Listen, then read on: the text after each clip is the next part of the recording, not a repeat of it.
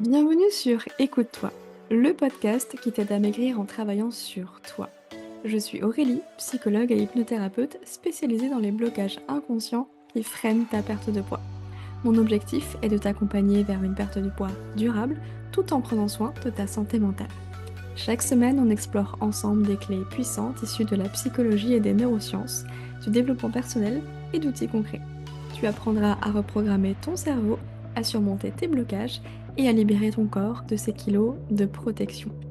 Parce que c'est en faisant quelque chose qu'on n'a jamais fait qu'on obtient des résultats qu'on n'a jamais eus. Alors, prête? C'est parti. Bienvenue dans l'épisode numéro 129 du podcast Écoute-toi. Je suis ravie de vous retrouver aujourd'hui et on va parler de développement personnel et de comment ça peut nous aider à maigrir. Pour être totalement transparente avec vous, je me suis demandé, mais qu'est-ce que je vais bien pouvoir raconter sur le podcast? Ça fait quand même plus de 129 épisodes maintenant, plus d'une centaine d'épisodes que je vous explique plein de choses. Et forcément, bah, il y a beaucoup de répétitions parce que de toute façon, c'est par la répétition qu'on apprend. Et j'avais pas envie de faire un énième épisode qui allait vous rabâcher tout ce que j'ai déjà pu vous dire.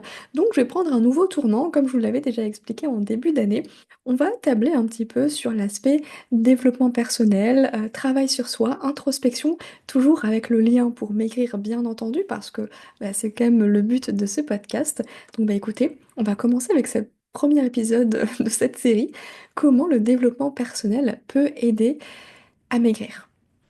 Parce qu'aujourd'hui, si vous avez tout essayé justement pour perdre du poids, mais que bah, ça bloque toujours, c'est peut-être que le problème ne vient pas de votre assiette, justement, mais de votre tête. Alors rassurez-vous, je ne suis pas en train de vous traiter de fou ou de folle, loin de là, parce que je pense que ce cliché-là, maintenant, il est bien derrière nous, même si je sais qu'il peut encore être un petit peu présent. Donc, en fait, l'idée, c'est pas forcément de parler tout de suite de psychologie, de thérapie, mais d'y aller en douceur avec le développement personnel parce que je trouve que c'est un moyen qui est à notre portée pour travailler sur soi sans avoir besoin d'investir de l'argent et du temps auprès d'un thérapeute, même si ça peut être un super travail également. Mais voilà, c'est pas forcément à la portée de tous et on n'a pas forcément envie non plus. Donc de commencer par là, eh bien c'est, je trouve, la meilleure des manières. Donc dans cet épisode, on va voir pourquoi le développement personnel, il peut réellement vous aider à maigrir. On va parler aussi des critiques fréquentes du développement personnel. Ce qu'on entend souvent, est-ce que c'est vrai, est-ce que c'est faux? Et je vais vous donner mon avis là-dessus en tant que psychologue en plus. Et puis à la fin, je terminerai cet épisode par des recommandations lecture pour commencer tout en douceur à entrer dans ce monde du développement personnel avec des livres que j'ai personnellement adorés. Donc sans plus tarder, commençons cet épisode. Pourquoi le développement personnel peut vraiment vous aider à maigrir? Ben, en fait, il y a différents points sur ça. Vous le savez, ma spécialité, ce sont les blocages psychologiques inconscients. Eh bien, la première des choses, c'est qu'en travaillant sur soi, en faisant un travail d'introspection, ça va nous permettre de comprendre nos propres blocages inconscients, de comprendre notre propre fonctionnement et ça amène une compréhension nouvelle sur soi, les autres et le monde, et ça remet en question plein de choses. On peut sortir de ces schémas répétitifs, de ces fameux cercles vicieux, pour entrer dans des cercles vertueux.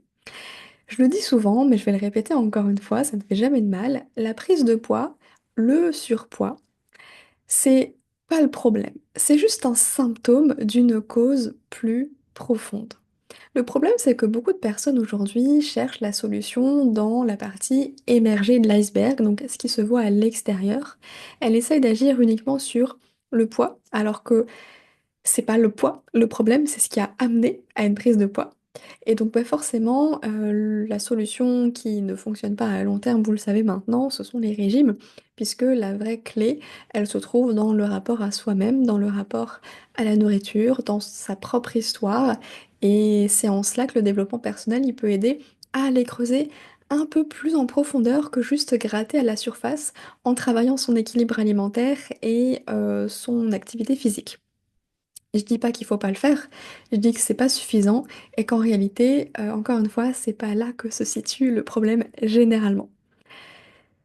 Et puis, je vais vous donner un exemple. Je ne sais pas si vous connaissez, je vous fais un petit spoiler déjà des livres que je vais vous recommander à la fin. Le livre de Lise Bourbeau, Les 5 blessures qui empêchent d'être soi-même. J'ai adoré ce livre, même s'il n'a aucune validité hein, scientifique, ni même on n'utilise pas du tout ce concept-là en psychologie, pour être totalement transparente. Pourtant, je trouve que ça n'enlève rien à l'enseignement de l'auteur. Donc elle part des 5 blessures qui sont présentes chez les êtres humains. En tout cas, on va se retrouver dans une, deux, trois, ou peut-être un peu toutes ces blessures-là au cours de notre vie. C'est inévitable, hein, c'est voilà, c'est comme ça.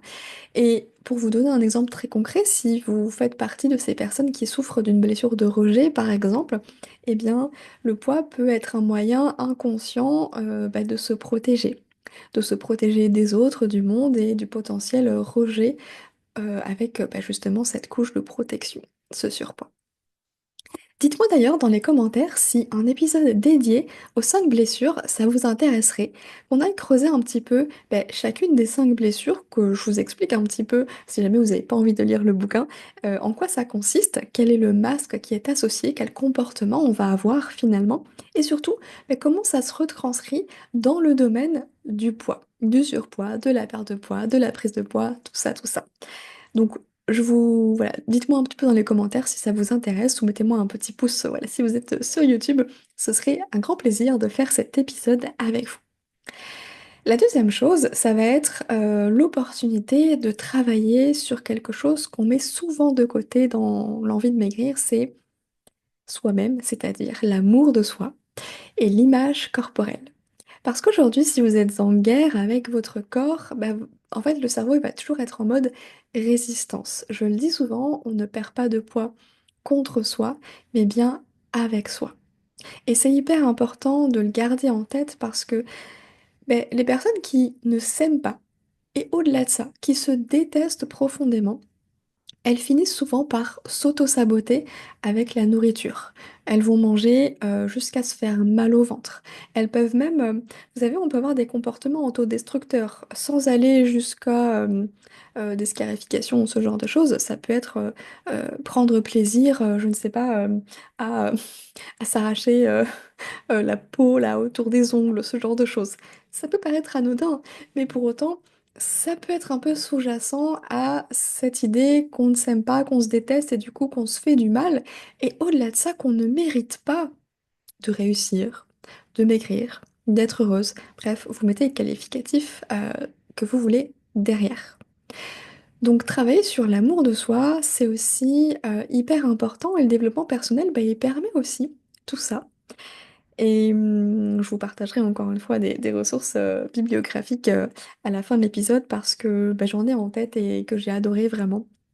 Donc voilà, je vais pas tout vous dévoiler tout de suite, on garde un petit peu de suspense quand même. Et enfin, le troisième point, c'est aussi de travailler tout ce qui va être croyances limitantes. J'en ai déjà parlé à plusieurs reprises sur ce podcast.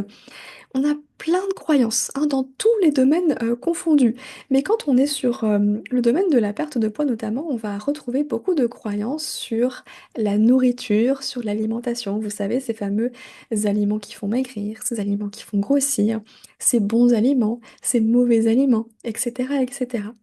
Or, c'est avec justement ces croyances-là qu'on va créer une relation qui est complètement euh, malsaine à la nourriture et qu'on tombe dans les troubles du comportement alimentaire. Donc, travailler ces croyances, et on va parler de croyances là limitantes, ce sont ces pensées en fait, ces choses auxquelles vous croyez comme des vérités vraies qui en réalité ne vous servent pas parce que ça va à l'encontre de l'atteinte de votre objectif, typiquement.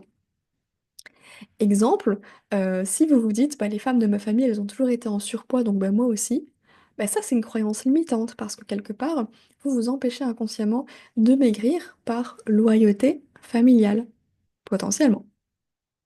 Donc le développement personnel, il va vous aider aussi à prendre conscience déjà de vos croyances et puis à les changer, à adopter une mentalité qui soit beaucoup plus souple, beaucoup plus aidante aussi vis-à-vis de l'objectif que vous avez en tête, que ce soit encore une fois perdre du poids, mais ça peut être un tout autre objectif de vie également, perso, pro, peu importe, c'est la même chose dans tous les domaines. Bien entendu, on va parler des émotions, on ne peut pas y échapper. Travailler sur les émotions, en fait, le développement personnel, il aide déjà à comprendre qu'est-ce qu'une émotion, comment est-ce qu'on ressent les émotions, quels sont les besoins associés. En fait, on est en train de comprendre tout ce qu'il y a derrière, tout ce qu'on ne nous a jamais appris. Aujourd'hui, On est beaucoup plus éduqués sur ce sujet, donc je pense que les parents d'aujourd'hui ont plus de facilité aussi à transmettre toute cette pédagogie autour des émotions à leurs enfants. Mais à l'époque, c'était pas le cas. Moi-même, je suis née dans les années 90. Bon, les émotions, on ne savait pas trop ce que c'était, qu'est-ce qu'on en fait quelque part, hein, que ce soit dans le domaine familial, mais aussi dans le domaine éducatif. On prenait pas vraiment tout ça en compte. Par faute de connaissances et de conscience aussi sur le sujet, aujourd'hui, ça a bien évolué et c'est super parce que ça veut dire qu'on a énormément de ressources qui sont accessibles pour aller comprendre ce qui se joue à l'intérieur de nous. Et plutôt que de vouloir contrôler ses émotions, bah, le truc c'est de les comprendre parce qu'elles sont pas là par hasard. C'est un peu comme le poids. Il n'est pas là pour vous embêter. Il a une fonction. Et évidemment, le développement personnel, bah, il aide à comprendre pourquoi c'est là, quelle fonction ça a, comment ça peut nous aider justement à avancer, à cheminer. Et le truc, c'est que ça demande forcément une réflexion plus poussée. Ça demande de se poser un temps avec soi-même pour aller voir à l'intérieur de nous qu'est-ce qui se passe. Qu'est-ce que je ressens? Qu'est-ce que je crois vrai? Qu'est-ce que je me raconte en boucle? Et ça, je sais que c'est un travail que tout le monde n'est pas prêt à faire parce que ben, ça prend du temps et c'est pas toujours agréable, même si moi je trouve ça absolument fascinant, mais bon, des formations professionnelles, je ne suis pas psychologue par hasard, n'est-ce pas? Donc, pour autant, je sais qu'il y a énormément de personnes qui s'y intéressent parce que mais c'est incroyable, en fait, nous-mêmes, on est notre propre terrain de jeu pour une vie. On n'aura jamais fini de découvrir des choses sur soi, on n'aura jamais fini non plus de guérir ou de résoudre des choses parce que bah, c'est pas le but non plus, hein. Petit point important, mine de rien, on n'est pas obligé de tout résoudre de ses problèmes pour réussir à maigrir. Dieu merci, hein, encore heureux. Mais en fait, on va amener de plus en plus de conscience sur les choses et du coup, on va mieux les vivre aussi, tout simplement. Ce qui m'amène au dernier point, et c'est le plus important et qui englobe absolument tout ce que j'ai dit précédemment, c'est que, en fait, quand on s'intéresse au développement personnel, je le vois vraiment comme le monde de Narnia. Vous savez, une porte cachée là dans l'armoire qui s'ouvre sur un monde dont on n'avait absolument pas connaissance. Et ça bouscule absolument tous les codes que l'on a toujours connus jusqu'alors. Et c'est vraiment un univers de possibilités qui s'offre à nous. Parce que on comprend énormément de choses, ça ouvre le champ des possibles. Et je trouve que ça amène beaucoup d'espoir aussi parce que, en fait, rien n'est une fatalité. Et heureusement. On peut changer et on peut choisir aussi quel chemin emprunter pour changer. Le problème, c'est que tout le monde n'est pas enclin à faire ce travail et puis quand on commence soi-même à faire ce travail de développement personnel, on peut des fois se retrouver en décalage avec bah, les personnes de notre entourage qui, eux, n'ont pas forcément d'attrait à ça et qui vont se sentir un peu bousculés parce qu'ils vont bien voir que vous, vous êtes en train de changer. Et on n'est pas des êtres humains qui vivent seuls, donc on est toujours dans un système, que ce soit un système familial, amical, bref, on n'est pas tout seul. Donc forcément, si nous on change, bah, ça vient faire bousculer tous les codes inconscients qui sont autour de nous. Donc, bah, des fois, on va se prendre des petites remarques, des petites piques, etc. Le fameux «Ah, mais t'as changé». Mais j'ai envie de vous dire, mais oui, mais heureusement que vous avez changé. On évolue. Heureusement qu'à 50 ans, on n'a plus la même mentalité qu'à 20 ans. N'est-ce pas? En tout cas, je vous le souhaite. Donc, ce chemin-là, il est vraiment empreint de sagesse et ça va vous permettre de cultiver aussi la patience et la bienveillance envers vous-même parce que vous allez comprendre en apprenant des choses sur vous qu'en réalité, bah, c'est pas de votre faute si vous réagissez de telle et telle manière aujourd'hui. C'est votre histoire, c'est votre passé, c'est votre éducation, ce qu'on vous a inculqué, qui font que bah, vous en êtes là aujourd'hui. Encore une fois, ça ne veut pas dire que c'est une fatalité. En prenant conscience, bah, vous avez le choix. Vous pouvez décider de continuer justement dans ce système-là ou alors d'en changer pour quelque chose qui soit plus aidant en fait pour vous, tout simplement. Donc vous l'avez compris, le développement personnel, bah, en fait, c'est une vraie clé pour maigrir durablement parce que bah, on va pas juste s'attarder à la surface, c'est-à-dire et rééquilibrer son alimentation et aller faire du sport 3 fois par semaine. Non, on va aller chercher les vraies causes de pourquoi est-ce que le surpoids est venu, pourquoi est-ce qu'il a besoin d'être là, de quoi il nous protège en fait, en réalité. Mais est-ce que c'est si simple que ça?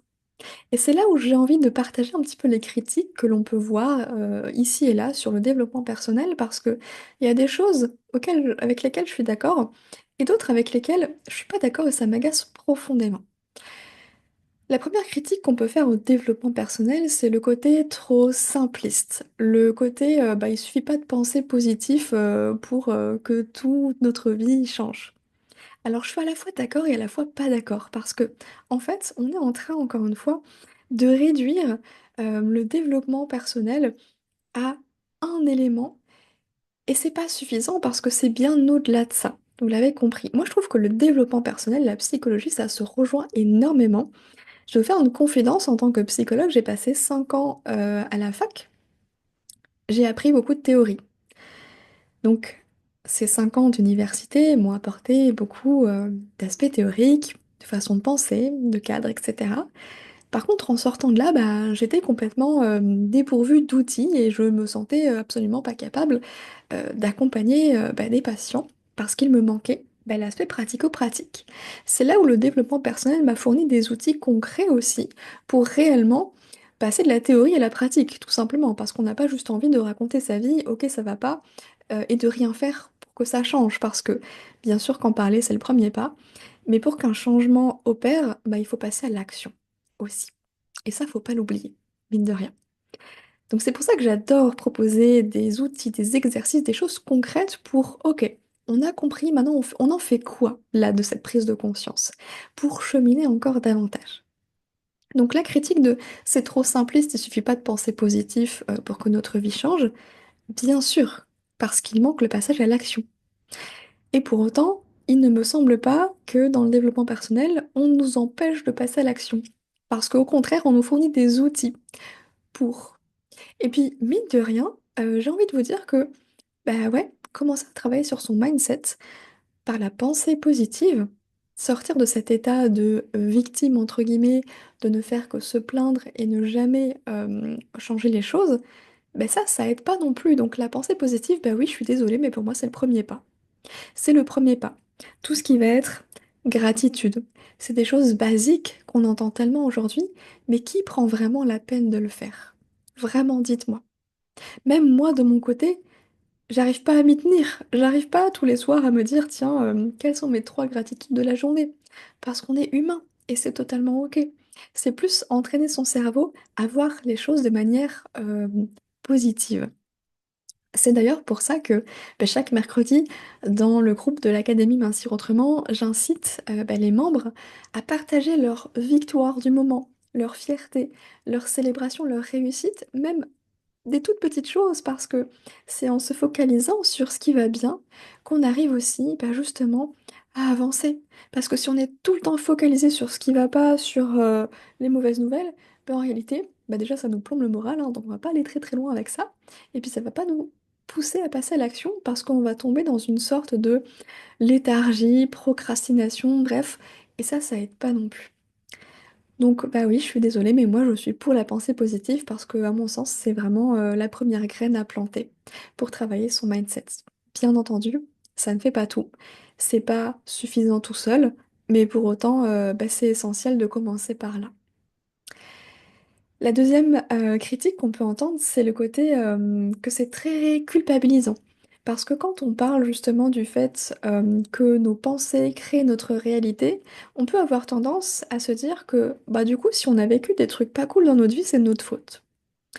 Alors attention avec ça, hein, le but ce n'est pas de culpabiliser mais bien de responsabiliser les gens. Et c'est important de bien faire la distinction parce que évidemment que c'est pas de votre faute d'avoir vécu telle ou telle chose, parce qu'en plus vous en aviez même pas conscience. Néanmoins, aujourd'hui, prendre conscience du fait que l'histoire que vous allez vous raconter intérieurement, vos croyances, celles qui vous guident aujourd'hui dans vos relations à vous-même, aux autres et au monde, bah, elles vont fondamentalement euh, changer la réalité dans laquelle vous êtes. Typiquement, si je prends l'exemple d'une personne qui pense constamment que le monde est dangereux, eh bien cette personne-là, elle va avoir un filtre dans le cerveau qui s'appelle le biais de confirmation, qui va lui montrer effectivement bah, tous les faits divers, les trucs, les catastrophes naturelles, etc. qui vont pas. Donc c'est le genre de personne qui va passer sa journée sur BFM TV à écouter les infos, à la radio, et puis encore le soir en rentrant du boulot. Enfin bref, ça n'arrête pas. Et ça maintient la personne dans un climat anxiogène aussi. Donc bah, forcément, quand on entretient des pensées comme ça, à quel moment est-ce qu'on peut être en paix avec soi-même? À quel moment est-ce qu'on peut laisser la place au positif et au bon dans la vie? Quand on a ce filtre-là, bah, quand on va sortir dans la rue, je ne sais pas, pour faire des courses ou juste, je sais pas, aller à la poste, bah, on va peut-être avoir une attitude un petit peu fermée, renfrognée, en regardant les gens un petit peu, vous voyez, de manière méfiante. Et du coup, bah, ça n'inspire pas confiance pour les autres non plus. Donc, inconsciemment, il y a peut-être des personnes qui vont se dire, ah ben ça, c'est le genre de personne que je vais peut-être aller embêter. Alors, je vais loin dans mon explication, hein, ne me faites pas dire ce que j'ai pas dit, hein. Encore une fois, ça ne veut pas dire que vous êtes responsable dans le sens coupable du coup de ce qui vous arrive, de ce qui vous est arrivé. Néanmoins, prenez conscience aussi de la façon dont vous vous comportez au regard de ces pensées et de ces croyances qui tournent en boucle dans votre tête, même de façon inconsciente, parce que ça envoie un message aux autres, au monde. Et du coup, ça peut aussi orienter votre réalité. En étant un peu méfiante tout le temps comme ça, possiblement que vos collègues de travail vont pas vous inviter à aller boire un verre le vendredi soir. Ou on va pas vraiment se tourner vers vous quand on a besoin, je sais pas, de parler de quelque chose. Et on peut le prendre personnellement en se disant, ben voilà, de toute façon, le monde est méchant, on m'exclut, etc., etc. Donc en plus, ça vient nourrir ce discours intérieur. Donc l'idée, c'est aussi de s'ouvrir à tout ça. Après, forcément, on a chacun sa propre histoire, donc bah, le filtre que l'on va avoir du monde et des autres, il n'est pas arrivé comme ça en un claquement de doigts, hein. Faut aller voir dans votre passé, dans votre histoire, dans votre éducation aussi. C'est là que vous allez trouver des réponses. C'est en ça que le développement personnel, il est hyper intéressant, sans avoir besoin de passer par la case thérapie et psychanalyse de 10 ans. Ok? Donc, l'idée, c'est pas de se culpabiliser, mais c'est juste de prendre conscience qu'en fait, on a une part de responsabilité et c'est une super nouvelle. Ça veut dire qu'on peut changer les choses. Bon sang, mettez-vous ça en tête. Ça n'a rien de mauvais d'avoir justement cette responsabilité-là. Bien au contraire.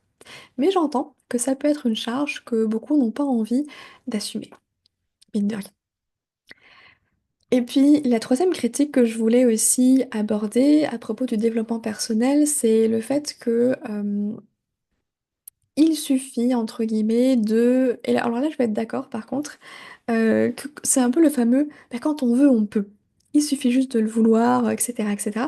Alors qu'en fait, on oublie aussi le fonctionnement de l'être humain, notamment d'un point de vue psychologique. Si je vous parle de traumatisme, de psychotraumatisme, en réalité, c'est pas parce que on veut qu'on peut. Il y a vraiment des situations dans lesquelles on peut se sentir complètement paralysé parce qu'on a vécu, encore une fois, un événement qui a figé complètement notre système de prise de décision, etc. Et ça s'appelle des traumatismes. Donc là, je suis d'accord avec cette critique-là qui dit que, effectivement, il suffit de le vouloir et puis on peut changer, voilà, comme ça. Attention aussi parce que là, encore une fois, là, on peut tomber vraiment dans le côté culpabilisant, alors que c'est juste une méconnaissance du fonctionnement psychique de l'être humain, tout simplement. Et ça peut avoir des dérives hyper graves parce qu'on peut se forcer à faire quelque chose, mais on va se sentir encore plus en insécurité et du coup recréer du traumatisme par-dessus un traumatisme et c'est pas du tout le but. On est bien d'accord. Donc, intégrer le développement personnel comme un outil complémentaire et non pas comme une solution unique, mais alors là, je dis oui, complètement. Donc, vous l'avez compris, je suis pour à 100% ce développement personnel, mais en même temps, il ne fait pas tout, on est bien d'accord. De toute façon, il n'y a jamais une pratique, un aspect qui fait l'unanimité, hein. Il faut toujours avoir son libre arbitre et puis cette capacité de remettre en question, parce que c'est jamais tout rose ou tout noir. Il y a toujours du positif et du négatif à prendre, et quand on a cette balance, du coup, on arrive à mieux comprendre les choses aussi. Donc ceux qui critiquent à fond le développement personnel, je pense qu'ils sont à fond dans une balance contre, alors qu'en réalité, ça peut totalement être aidant, et forcément, ils vont simplifier les choses, et ça va être leur biais de confirmation à eux. Donc pour moi, c'est un levier hyper puissant quand on l'utilise bien. Et bah, du coup, si vous avez envie d'aller plus loin, je vous recommande quelques bouquins pour commencer à mettre un pied là-dedans. Mais attention, je vous préviens quand même, quand on commence, on a du mal à s'arrêter. Vraiment. Donc du coup, je vais vous recommander trois livres pour cet épisode et vous m'en direz des nouvelles. Donc le premier, je vous en ai déjà parlé en début d'épisode, c'est le fameux livre de Lise Bourbeau, Les 5 blessures qui empêchent d'être soi-même. Ça offre une grille de lecture à la fois de soi et des autres, mais vous allez plus voir votre entourage de la même manière. Vous allez chercher les blessures chez tout le monde. Mais je trouve ça hyper intéressant. Alors, là où je suis un petit peu plus mitigée, c'est que dans sa description, Lise Bourbeau, elle va même faire un profil physique type, c'est-à-dire que des personnes qui vont être hyper maigres vont avoir un profil type, des personnes qui peuvent être justement un peu en surpoids vont avoir un profil type. Pour moi, c'est pas forcément, ça va être un peu réducteur, justement. Parce qu'on peut se retrouver dans divers profils et c'est pas une vérité en soi. Mais je ne vous invite jamais à prendre les choses comme une vérité en soi parce que bah, vous êtes un être humain à part entière. Par définition, vous êtes unique.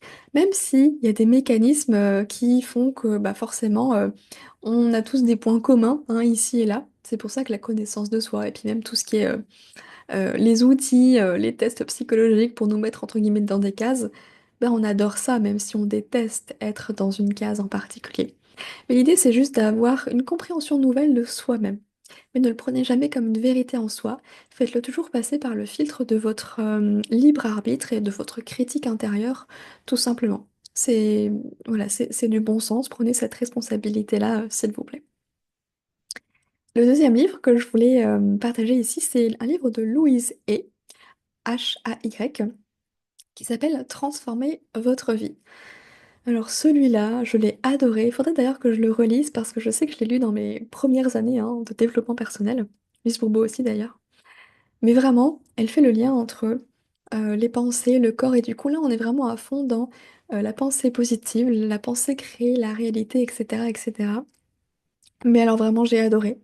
J'ai adoré ce bouquin, donc je ne peux que vous le recommander. Je vous mettrai d'ailleurs bah, la liste des bouquins en description, comme ça vous pouvez la retrouver facilement et puis même pourquoi pas le lien pour vous le fournir hein, si vous avez envie de, de l'acheter tout de suite. Donc vraiment, je vous recommande cet auteur que j'adore aussi. Et puis enfin, le troisième livre que j'avais envie de vous partager, c'est un livre que j'avais écouté en livre audio il n'y a pas si longtemps que ça. C'est le plus récent là que j'ai écouté, que je vous partage. Il s'agit de Cessez d'être gentil, soyez vrai de Thomas d'Assembourg. Alors je peux vous dire que ce livre audio, je pense que je vais carrément me l'acheter parce que en fait, j'avais envie de me poser à mon bureau et d'écrire absolument tout ce qu'il disait. Parce que c'est typiquement le genre de bouquin où on a envie de surligner chaque phrase tellement c'est pertinent, tellement c'est droit au but. Il n'y a pas de chichi en fait. En plus, il est très court, donc vraiment, j'ai trouvé ça génial. Et j'avais envie de vous le partager parce que quand on est, ben, d'ailleurs, hors problématique de poids et de surpoids, hein, je pense qu'on a tous un peu du mal à trouver sa place, à oser être soi-même par peur d'être critiqué, rejeté, etc. Et du coup, on peut se retrouver dans ce schéma où on est trop gentil. Donc on accepte un petit peu tout et ce qu'il faudrait pas, donc on se met de côté. Ça vient poser la question des limites, réussir à dire non, etc. Donc vraiment, je vous le recommande parce que je trouve que ce livre est une pépite. Je crois qu'il date pas d'hier, hein, clairement. Mais voilà, je l'ai trouvé génial, donc faut aussi que je le relise celui-ci. Mais du coup, je vais le lire cette fois et pas l'écouter. Parce que voilà, il y a vraiment des choses hyper intéressantes à piocher. Donc ça peut vraiment être des pistes de réflexion sur vous-même. Et je trouve que le développement personnel, c'est ça aussi. C'est de lire sur un sujet en particulier, voir comment ça résonne en nous, en quoi ça fait écho, et puis d'avoir un petit carnet avec soi, et puis d'écrire, ok tiens, ça m'a fait penser à ça. Et puis bah, du coup, ça va me questionner sur telle relation, etc., etc. Et c'est comme ça qu'on commence le travail d'introspection et qu'on ne s'arrête jamais, vraiment. Donc bah écoutez, je ne peux que vous recommander de vous lancer dans le développement personnel, de vous lancer pourquoi pas aussi dans une thérapie par la suite, si vous en avez envie, parce que c'est le travail d'une vie, mais c'est le plus beau cadeau que vous puissiez vous offrir. Alors évidemment, il n'y a pas d'obligation, mais je pense que si vous avez cliqué sur cet épisode, c'est que le sujet vous intéresse et ça peut vraiment être bah, les premiers pas pour bah, justement travailler sur vous à un niveau bien plus profond que juste, la surface là, notamment dans votre désir de mincir. En tout cas, j'espère que cet épisode vous a plu et j'ai hâte de vous en faire, d'autres sur, ces thématiques-là. On va choisir des thématiques, particulières. Notamment la semaine prochaine, on va faire une thématique spéciale Saint-Valentin. Voilà, je vous l'annonce déjà, j'ai très hâte de vous retrouver pour cet épisode-là. En attendant, je vous souhaite une très belle journée. Je vous dis à très vite, prenez soin de vous. Merci d'avoir écouté cet épisode. J'espère qu'il t'a inspiré et donné des clés pour avancer sur ton propre cheminement personnel. Et souviens-toi, chaque petite action compte et tu es capable de grandes choses. Si cet épisode t'a plu, je t'invite à laisser une note et un avis sur ta plateforme d'écoute préférée pour faire connaître le podcast et soutenir mon travail. N'hésite pas à partager cet épisode à une amie qui a besoin d'entendre ce message et en story sur Instagram, je te repartagerai avec plaisir. Prends soin de toi.